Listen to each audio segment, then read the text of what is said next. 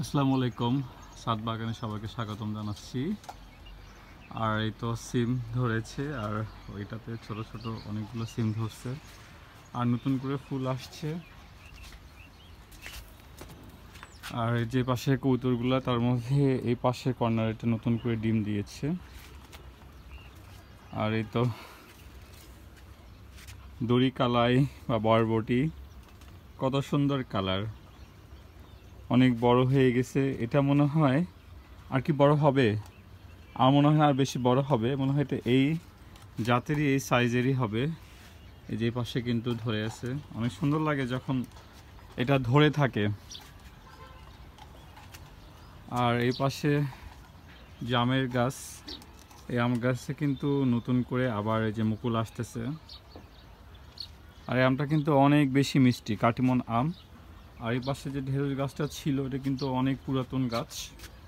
তো এই গাছটা যেটা উপরে অংশটা ছিল ওটা কেটে দিয়েছি, আর নিচ থেকে কিন্তু অনেক ডাল বের হয়েছে।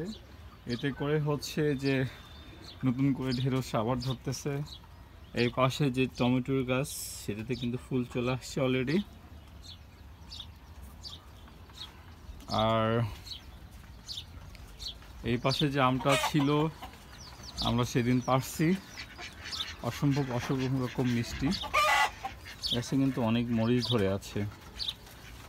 আর এই গাছটা তো তাই অনেক পুরাতন হয়ে গেছে গাছটা, কিন্তু এখনও মাশাআল্লাহ অনেক ঢেঁড়স ধরে আছে। কিছুক্ষণ পরে অবশ্যই ঢেঁড়স তুলে ফেলবো।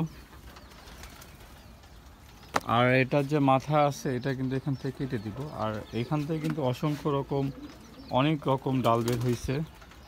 আর বেগুনের গাছে অনেক ফুল ধরছে, এখন পর্যন্ত বেগুন আসে নাই। আর যে কয়টা বেগুনের ফুল আসছিল সেগুলো অবশ্য পড়ে গিয়েছে।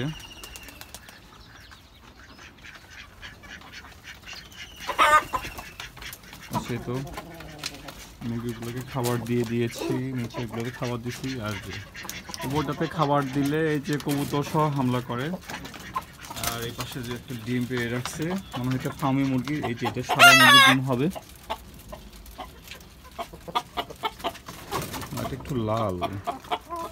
তাহলে এটা ওই যে পাকিস্তানি যে মুরগিগুলো আছে ওইটার ডিম হবে আর কি। মাঝখানে বেশ কয়টা দিন ডিম পাড়া বন্ধ ছিল, এখন আবার ডিম পাড়া শুরু করছে মাশাআল্লাহ।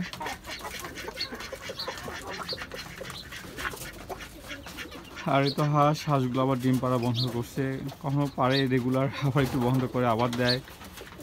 এই হলো অবস্থা। আর সকালবেলা ভোরবেলা অনেক কুয়াশা, ঠান্ডা ছিল, কিন্তু এখন কিন্তু মাশাআল্লাহ বেশ ভালোই গরম।